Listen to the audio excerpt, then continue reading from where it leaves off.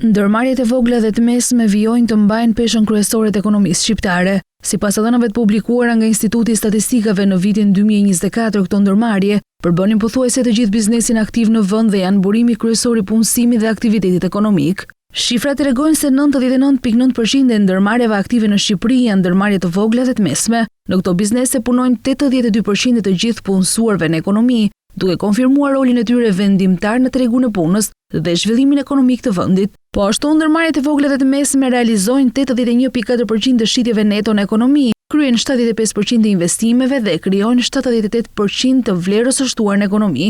Krahasuar me vitin 2023, pesha e tyre në ekonominë shqiptare mbetet pothuajse e pandryshuar. Krahasimi me Bashkimin Evropian tregon se ndërmarrjet e vogla dhe të mesme kanë një rol edhe më të madh në vendin tonë. Në vendet e BE-s ndërmarrjet e vogla gjenerojnë rreth 65.1% punësimit, ndërsa në Shqipëri kjo shifër arrin në 82%. Edhe për sa i përket vlerës së shtuar në ekonomi, në Shqipëri krijon 78.1%, ndërsa në BE kjo peshos 53.6%. Megjithatë, vetëm një pjesë e vogël e këtyre ndërmarrjeve janë të përfshira në tregtinë ndërkombëtare. Sipas shifrave, 3.1% e ndërmarrjeve të vogla dhe të mesme janë ndërmarrje eksportuese në Shqipëri, ndërsa 11.9% janë ndërmarrje importuese, çka tregon se shumica e tyre operojnë kryesisht në tregun e brendshëm. Sipas sektorëve të ekonomisë, mikro-ndërmarrjet kanë peshën më të madhe të punësimit në sektorin e akomodimit dhe shërbimit ushqimor. Ndërmarrjet e vogla janë më të përqendruar në ndërtim, ndërsa ndërmarrjet e mesme kanë peshë më të madhe në industrinë përpunuese.